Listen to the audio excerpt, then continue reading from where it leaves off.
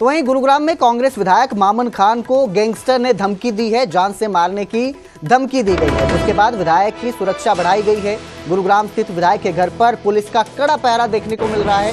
इससे पहले भी मामन खान को धमकियां मिल चुकी हैं और इस बार भी सुरक्षा बढ़ाई गई है। उनकी इस धमकी को देखते हुए, जिस तरह से गैंगस्टर उन्हें धमकी दी है, उसके बाद उनके घर के आसपास जो है वो सुरक्षा बढ़ाई गई है। आपको बता दें, फिरोजपुर झिरका से कांग्रेस के विधायक है मामन खान और इससे पहले भी उन्हें धमकी मिली थी। इस बार धमकी मिलने के बाद जवानों की संख्या भी बढ़ाई गई है, सुरक्षा जवानों की संख्या बढ़ा दी गई है। सूत्रों के मुताबिक जानकारी मिली है कि लॉरेंस गैंग ने उन्हें ये धमकी दी है जान से मारने की, जिसके बाद से अब पुलिस भी सतर्क हो चुकी है और उनके आसपास, उनके घर के पास सुरक्षा कर्मियों की जो संख्या है वो भी बढ़ा दी गई है।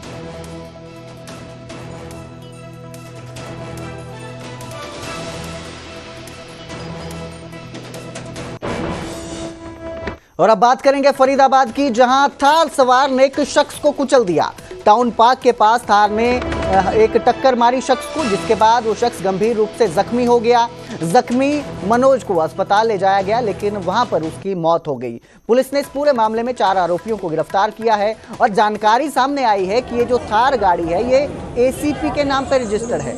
एसीपी राजेश के नाम पर थार गाड़ी रजिस्टर है, जिससे ये टक्कर हुई है। टक्कर के बाद शख्स की मौत हो गई और ये भी बताया जा रहा है कि इस घटना में एसीपी का बेटा भी कार में सवार था, थार में सवार था। फिलहाल पुलिस इस पूरे मामले में जांच की बात कर रही है। पुलिस अभी तक ये साफ नहीं किया है पुलिस ने कि इसमें एसीपी का बेटा था या नहीं था, ये कोई जानकारी अभी पुलिस ने साझा नहीं की है। बस बताया जा रहा है कि उसमें थार में उनका बेटा भी सवार था। फिलहाल पुलिस ने इस पूरे मामले में हत्या का मामला दर्ज किया है और 4 आरोपियों को गिरफ्तार करके जांच शुरू कर दी। मेरे भाई का एक छोटा सा एक्सीडेंट हुआ है, क्योंकि मेरी पूरी फैमिली को भी सब कुछ नहीं पता था। जब हम यहाँ पे सारे बहन भाई इकट्ठे हुए, हमने थोड़े सवाल जवाब करे। भाई के जो साथ में दोस्त थे उन लोगों को लेके हम पुलिस थाने पहुँचे। वहाँ पे पुलिस थाने वालों ने कहा आप तो लेडीज हैं, इनको घर ले जाओ। मेरे को वहीं पे खटकाव हो गया था, ठीक है, कि कुछ ना कुछ गड़बड़ है, क्योंकि रात को अगर 1:30-2 बजे की वारदात है तो क्या 9 बजे तक पता नहीं चला। 12 सेक्टर पुलिस के थाने के आसपास की वारदात है ये। वहाँ पे सीसीटीवी कैमरे हैं। हमने सारा गाड़ी का नंबर भी दे दिया। एक नंबर हमसे मिस था बीच का, भाई लोगों ने वो भी क्लियर कर दिया।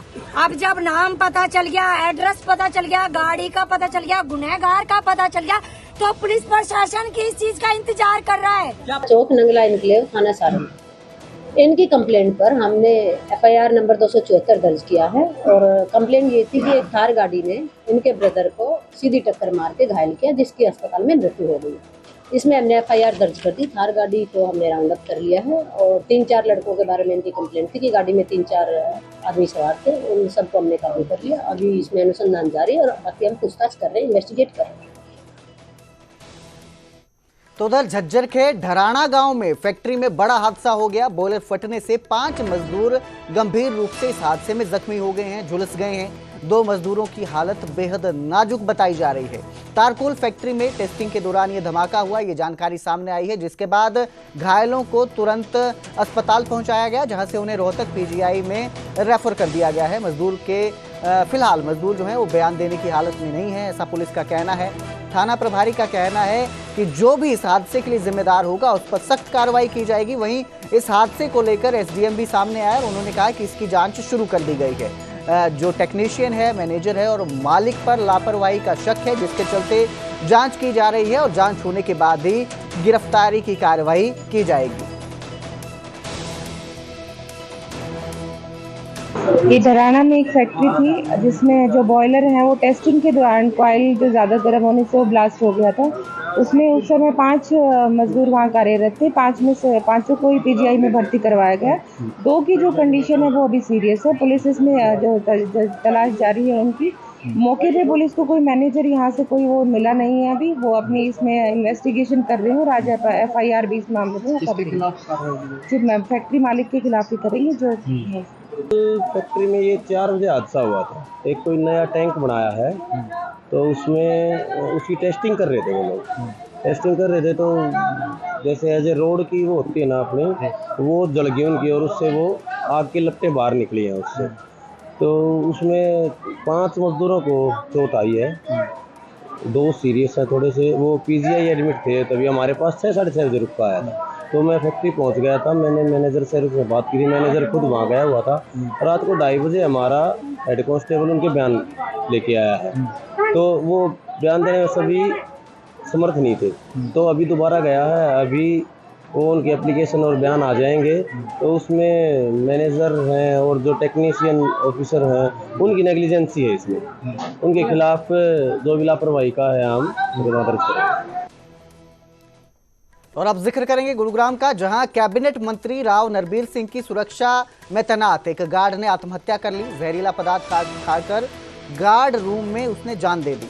झज्जर के निवासी जगबीर सिंह के रूप में उसकी पहचान हुई है। जानकारी के मुताबिक देर रात करीब 2:30 बजे गार्ड ने सुसाइड किया। गुरुग्राम पुलिस ने शव को कब्जे में लेकर पोस्टमार्टम के लिए भिजवाया है। मौके से पुलिस को कोई भी सुसाइड नोट नहीं मिला है। पुलिस के मुताबिक जो गार्ड था वो पारिवारिक कारणों से मानसिक तनाव में चल रहा था, जिसके चलते उसने ये कदम उठाया है। फिलहाल सुसाइड की असली वजह क्या है, ये जांच का विषय है, जिसके बाद ही साफ हो पाएगा कि गार्ड ने सुसाइड क्यों किया।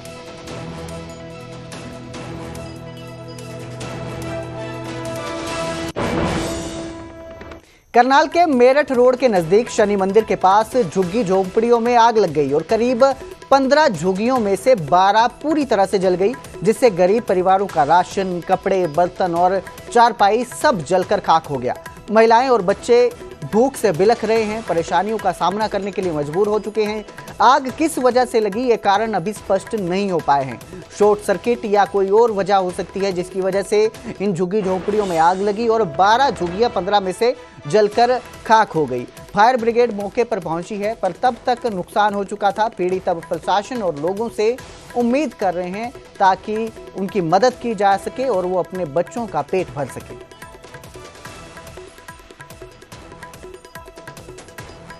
हमारी कृपया करके सरकार हमारी मदद करो। हमें इतने साल हो गए कभी आग नहीं लगी झुग्गी झुपड़ियों में। हमारे ये बाहर के बंदे आए इधर से 16 सेक्टर से, कैसे लड़ाई हुई कैसे नहीं हुई हमारे को पता नहीं। हमारे बच्चे बेजान में जेल में पड़े, तो हम तो छुड़वाने के लिए कोर्ट में थे।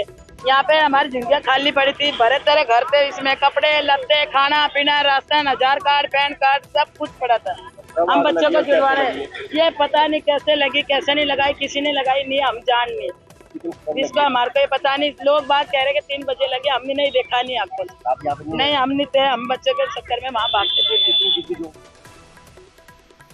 तो वहीं पानीपत में रेलवे ट्रैक पर टूटी बिजली की तार गिरने से बड़ा हादसा टल गया। इस वक्त जो ये तार गिरी उससे 5 मिनट पहले ही एक ट्रेन वहां से गुजरी थी। गनीमत रही कि उस वक्त ये तार नहीं टूटी।